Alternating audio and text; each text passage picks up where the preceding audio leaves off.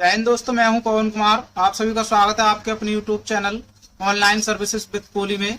आज हम इस वीडियो में बात करेंगे Uttar Pradesh university of medical science UP UMS Etawah nursing officer requirement 2023 के फॉर्म फिलअप के बारे में। तो सबसे पहले इंपॉर्टेंट डेट की बात करें तो एप्लीकेशन जो स्टार्ट हुई है वो आपकी 19/5/2023 से स्टार्ट हुई है और लास्ट डेट जो है वो आपकी 8/6/2023 और एग्जाम डेट और एडमिट कार्ड की बात करें तो यहाँ पे डेट मेंशन नहीं की हुई है, ये आपको नोटिफिकेशन के माध्यम से बता दिया जाएगा। उसके बाद एप्लीकेशन फीस की बात करें तो जनरल ओबीसी ईडब्ल्यूएस के 2360 रुपए और SC ST के 1416 रुपए हैं। और पे की बात करें तो आप debit card, credit card, net banking के माध्यम से आप पेमेंट कर सकते हैं। उसके बाद एज लिमिट की बात करें तो यहाँ पे मिनिमम एज जो है वो आपके 18 ईयर होनी चाहिए और मैक्सिमम एज की बात करें तो यहाँ पे 40 ईयर होनी चाहिए। और एज रिलैक्सेशन की बात करें तो आपको नोटिफिकेशन में चेक कर लेना है किस कैटेगरी के लिए कितना एज रिलैक्सेशन है। नोटिफिकेशन का लिंक मैं आपको डिस्क्रिप्शन बॉक्स में दे दूंगा, तो वहां से भी आप डाउनलोड कर सकते हैं। उसके बाद टोटल पोस्ट की बात करें तो टोटल पोस्ट जो है 600 पोस्ट है, यहाँ पे गलत मेंशन किया हुआ है।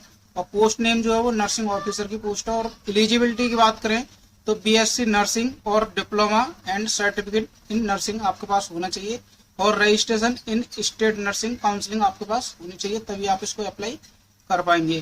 तो उसके बाद यहाँ पे कैटेगरी वाइज वैकेंसी है, तो ये भी आपको देख लेना है। उसके बाद फिर यहाँ पे हाउ टू फिल, तो यहाँ पे क्या क्या सावधानियां बरतनी है फॉर्म फिलअप करते टाइम वो आपको यहाँ पे लिखा हुआ है, तो ये भी आपको पढ़ लेना है।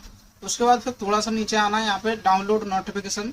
तो नोटिफिकेशन डाउनलोड करने के लिए आपको यहाँ पर क्लिक करना है। इसका लिंक मैं आपको डिस्क्रिप्शन बॉक्स में दे दूंगा, तो वहां से भी आप डाउनलोड कर सकते हैं। उसके बाद अप्लाई करने के लिए आपको अप्लाई ऑनलाइन के सामने क्लिक पर क्लिक करना है। उसके बाद कुछ इस प्रकार इंटरफेस खुल जाएगा। तो सबसे पहले आपको रजिस्ट्रेशन करना है, तो रजिस्ट्रेशन के लिए आपको click here to register new user आपको यहाँ पर क्लिक करना है।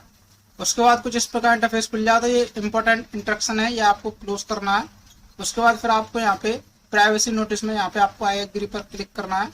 उसके बाद फिर आपको यह कुछ इस प्रकार इंटरफेस शो होगा। तो फिर आपको यहाँ पे सबसे पहले रजिस्ट्रेशन के लिए एप्लीकेंट फर्स्ट नेम आपको फिल करना है। उसके बाद यहाँ पे अप्लाई नेम फिल करना है। उसके बाद यहाँ पे आपको लास्ट नेम फिल करना है। उसके बाद एप्लीकेंट फादर नेम फिल करना है, यहाँ पे आपको मदर नेम फिल करना है। यहाँ पे आपको डेट ऑफ बर्थ सिलेक्ट करनी है, जो आपकी डेट ऑफ बर्थ है।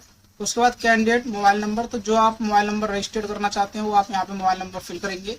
उसके बाद कंफर्म, तो आपको यहाँ पे दोबारा से मोबाइल नंबर फिल करना है। उसके बाद कैंडिडेट ईमेल आईडी फिल करनी है। उसके बाद फिर कंफर्म ईमेल, तो आपको यहाँ पे दोबारा से ईमेल फिल करनी है। उसके बाद ये डिक्लेरेशन है, तो डिक्लेरेशन पर आपको आई एग्री पर क्लिक करना है। उसके बाद ये कैप्चा कोड आपको यहाँ पे फिल करना है और सबमिट पर क्लिक करना है। तो दोस्तों रजिस्टर्ड सक्सेसफुली, तो रजिस्ट्रेशन आपका सक्सेसफुल हो चुका है। अब यहाँ पे आपका रजिस्ट्रेशन नंबर भी शो हो जाएगा। और उसके बाद दोस्तों an email and SMS has been send containing registration number and login ID and password, आपको ये मोबाइल नंबर और ईमेल पर भी रिसीव हो जाएगा। उसके बाद फिर आपको यहाँ पे kindly click on go to application form, तो यहाँ पे आपको ये क्लोज करना है। उसके बाद फिर आपको यहाँ पे गो टू एप्लीकेशन पर क्लिक करना है।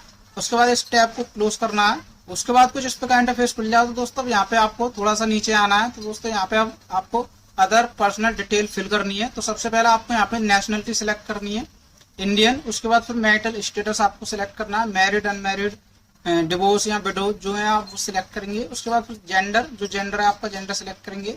उसके बाद डोमिसाइल स्टेट आपको सिलेक्ट करना है। उसके बाद फिर आपको अप्लाइड कैटेगरी, तो जो आपकी कैटेगरी है वो आप कैटेगरी सिलेक्ट करेंगे। उसके बाद सब कैटेगरी, तो अगर आप एक्स सर्विसमैन या पर्सन विद डिसेबिलिटी, अगर इन तीनों में से कोई कैटेगरी में है तो आप इनमें से क्लिक करेंगे, नहीं है तो आप नन पर क्लिक करेंगे। उसके बाद are you regular UP government employ, अगर आप हैं तो यस करेंगे, नहीं है तो नो पर क्लिक करेंगे। उसके बाद करस्पॉन्डेंस एड्रेस डिटेल, तो आपको यहाँ पे एड्रेस फिल करना है। तो एड्रेस के लिए यहाँ पे आपको एड्रेस लाइन 1, लाइन 2, लाइन 3 में आपको एड्रेस फिल करना है। उसके बाद फिर आपको यहाँ पे स्टेट सिलेक्ट करना है, यहाँ पे आपको डिस्ट्रिक्ट सिलेक्ट करनी है। उसके बाद फिर आपको यहाँ पे सिटी नेम फिल करना है। उसके बाद यहाँ पे पिन कोड, जो आपके एरिया का पिन कोड है वो आपको यहाँ पे पिन कोड फिल करना है। उसके बाद फिर आपको यहाँ पे परमानेंट एड्रेस, तो यहाँ पे अगर आपका करस्पॉन्डेंस एड्रेस और परमानेंट एड्रेस अगर अलग अलग है तो आप अलग अलग फिल कर सकते हैं।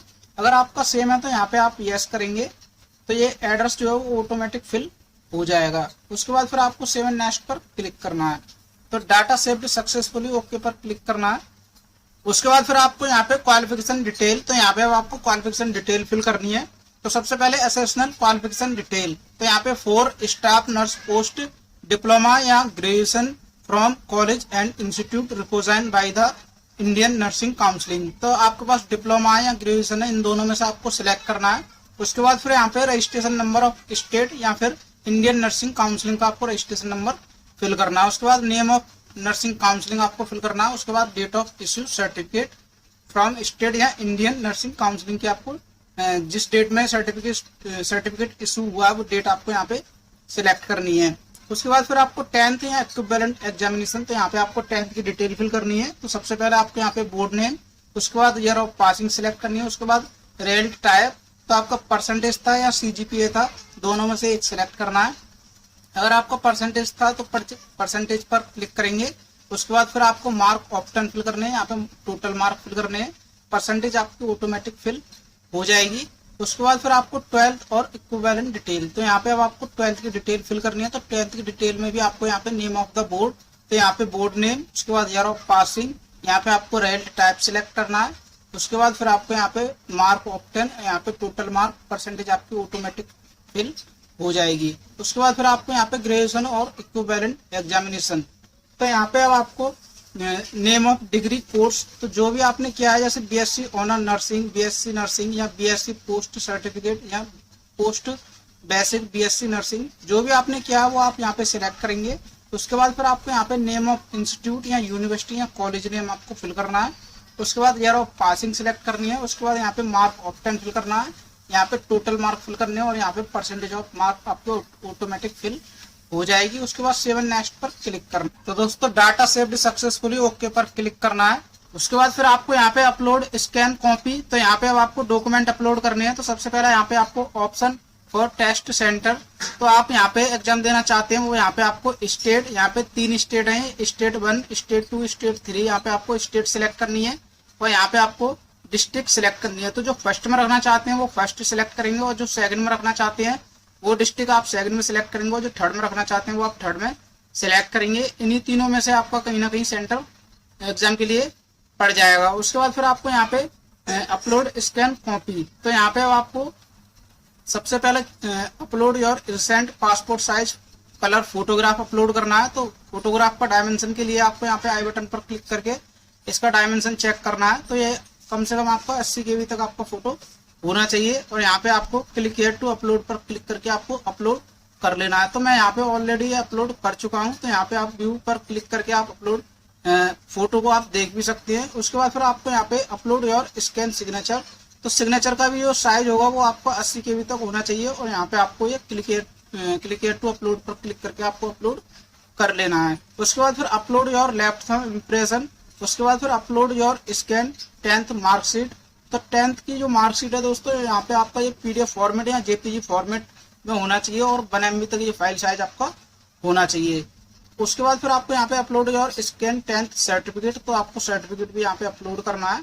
उसके बाद फिर upload your scan 12th marksheet, आपको यहाँ पे 12th की मार्कशीट अपलोड करनी है। उसके बाद फिर आपको यहाँ पे 12th की सर्टिफिकेट अपलोड करनी है, तो यहाँ पे इसका भी साइज जो होगा वो 1 MB तक रहेगा, ठीक है। तो यहाँ पे जितने भी डॉक्यूमेंट है सभी का साइज 1 MB या फिर PDF फॉर्मेट या फिर JPG फॉर्मेट में होना चाहिए। उसके बाद फिर अपलोड योर कास्ट सर्टिफिकेट, तो आपको यहाँ पे कास्ट सर्टिफिकेट भी अपलोड करना है। उसके बाद फिर अपलोड योर डोमिसाइल सर्टिफिकेट, तो यहाँ पे आपको डोमिसाइल सर्टिफिकेट भी अपलोड करना है। उसके बाद upload your scan graduation certificate, उसके बाद फिर आपको यहाँ पे ग्रेजुएशन की मार्कशीट भी यहाँ पे आपको अपलोड करनी है। उसके बाद फिर upload your scan nursing registration certificate आपको यहाँ पे अपलोड करना है। तो अपलोड करने के लिए यहाँ पे आपको क्लिक हियर टू अपलोड पर क्लिक करके आपको ये सारे डॉक्यूमेंट अपलोड कर लेने हैं। अपलोड होने के बाद यहाँ पे आप व्यू करके इनको भी चेक भी कर सकते हैं कि सारे डॉक्यूमेंट आपने सही अपलोड किए हैं या नहीं। उसके बाद फिर पेमेंट डिटेल, तो पेमेंट जो SC कैटेगरी का जो पेमेंट है वो 1416 रुपये है, तो आपको यहाँ पे ये शो हो जाएंगे। उसके बाद ये डिक्लेरेशन है, आपको डिक्लेरेशन पर दोनों पर क्लिक करना है। उसके बाद ये कैप्चा कोड आपको यहाँ पे फिल करना है और एक बार प्रीव्यू पर क्लिक करना है। उसके बाद कुछ इस प्रकार इंटरफेस खुल जाएगा। तो दोस्तों ये प्रीव्यू पेज है, यहाँ पे आपको एक बार साइड डिटेल आपको अच्छे से चेक कर लेनी है, साइड डिटेल ठीक है या नहीं है। अगर आपकी कोई भी डिटेल गलत है तो आपको यहाँ पर इस पर ओके करना है और ओके पर क्लिक करने के बाद आपको बैक पर क्लिक करके आप एडिट कर सकते हैं। अगर आपकी साइड डिटेल ठीक है तो यहाँ पे आपको सबमिट पर क्लिक करना है। उसके बाद are you sure to want to submit, okay पर क्लिक करना है। उसके बाद कुछ इस प्रकार इंटरफेस खुल जाओ, तो यहाँ पे आपको पेमेंट करना है। तो पेमेंट के लिए आप जिस भी ऑप्शन से आप पेमेंट करना चाहते हैं, जैसे UPI, QR code, card, UPI या फिर नेट बैंकिंग, वॉलेट, जिससे भी आप पेमेंट करना चाहते हैं उस पर क्लिक करेंगे। उसके बाद फिर आपको यहाँ पे जैसे आपको कार्ड से पेमेंट करना है, तो कार्ड पर क्लिक करने के बाद आपको यहाँ पे कार्ड नंबर, उसके बाद एक्सपायरी डेट, यहाँ पे आपको CVV कोड, उसके बाद फिर आपको यहाँ पर क्लिक करना है और पे पर क्लिक करना है। जैसे ही आपको ये पेमेंट आपका सक्सेसफुल हो जाएगा तो ये फॉर्म भी आपका कंप्लीटेड फिल हो जाएगा। इसके बाद इसका फाइनल प्रिंट आउट डाउनलोड करके सेव करके अपने पास रख लेना है। तो दोस्तों अगर आपकी कोई क्वेरी है, अगर आपका कोई क्वेश्चन है तो आप कमेंट बॉक्स में कमेंट करके पूछ सकते हैं। और वीडियो अच्छी लगी तो वीडियो को लाइक करें, शेयर करें, चैनल को सब्सक्राइब करें। धन्यवाद।